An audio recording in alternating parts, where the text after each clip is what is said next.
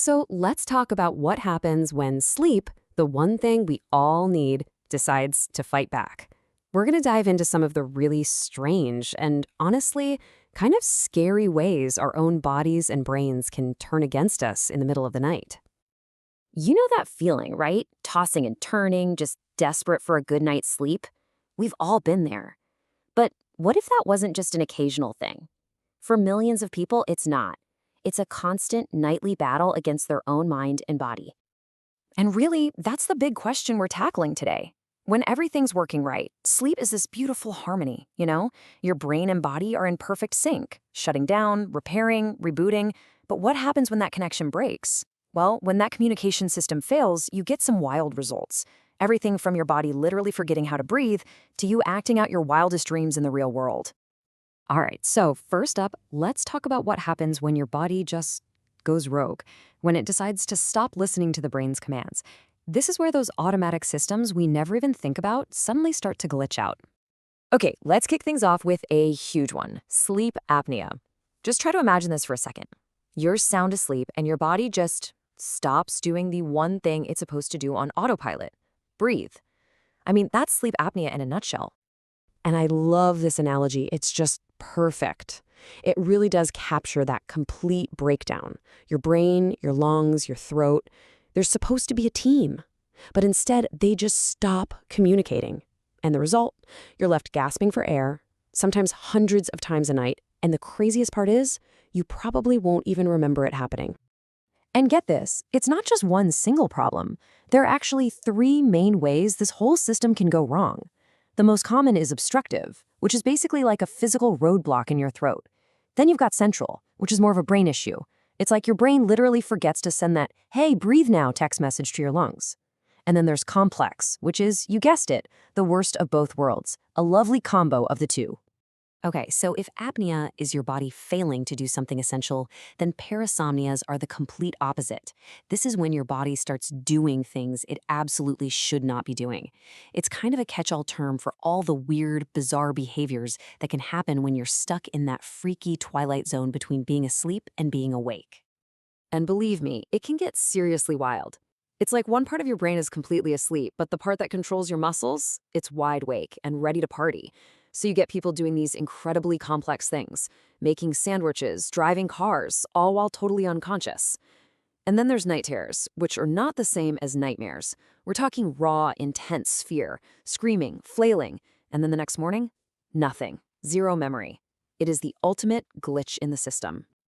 Okay, so that's the body going rogue. But what about when the problem isn't with the body's wiring at all? What if the glitch is in the brain's central command center, the master switch that controls when you're awake and when you're asleep? This comparison right here lays it out perfectly. A normal brain has a pretty stable rhythm, right? But with narcolepsy, that rhythm is just gone. The brain completely loses its ability to regulate being awake, which leads to these sudden, overwhelming sleep attacks. And a huge reason for this? It's often because a key chemical, think of it as the brain's natural stay-awake juice, is missing. Without it, that off switch can get flipped at literally any moment. And then there's this, which is one of the most unbelievable symptoms of narcolepsy. It's called cataplexy. And we're not just talking about feeling a little weak. This is a sudden, total loss of muscle control. And the trigger? Get this. It's often strong emotions like laughter or excitement. I mean, that image of a Jenga tower is just, wow. It paints such a clear picture. You're laughing your head off at a great joke 1 second, and the next, you've just collapsed. What's happening is that the brain's systems are misfiring so badly that the paralysis that's supposed to happen only when you're dreaming in REM sleep, it's getting triggered while you're wide awake. It's just incredible. All right, let's move on to a disorder that, let's be honest, a lot of us are probably way too familiar with: insomnia. And I want to be clear, this is so much more than just a single bad night's sleep. It's that maddening, soul-crushing experience of desperately wanting to sleep, but your brain just won't shut off, even when everything is quiet and you're comfortable. So, what's the difference between just having a rough week and having an actual disorder? Well, this gives us a really simple rule of thumb. To be considered chronic insomnia, it's about the 3+3 rule. That means you're having sleep problems at least 3 nights a week, and that's been going on for 3 months or more. It's that consistency, that relentless pattern that turns it into a real clinical issue. So what's behind it? Well, usually it's anything that puts our brains into this state of hyperarousal, basically on high alert. Of course, stress and anxiety are the top offenders, right? They keep your mind racing when it needs to be slowing down. But a lot of it is just our modern life. Late night scrolling on your phone, binge watching that intense true crime show, or having that late afternoon coffee.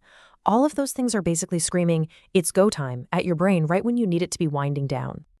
Okay, so we've talked about all these pretty scary ways that sleep can go wrong. The big question is, what can we do about it? Let's shift gears and talk about the journey from just being aware of these things to actually taking action. If you take one thing away from all of this, let it be this.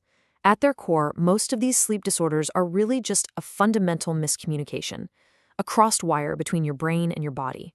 The brain is sending one message, but the body is hearing something completely different or just doing its own thing.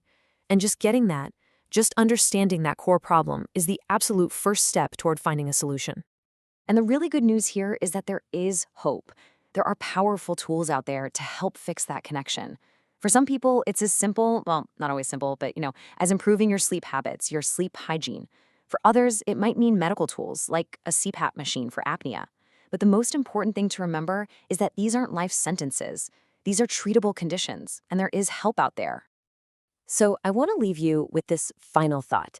We spend so much time and energy thinking about our diet, about exercise, but sleep?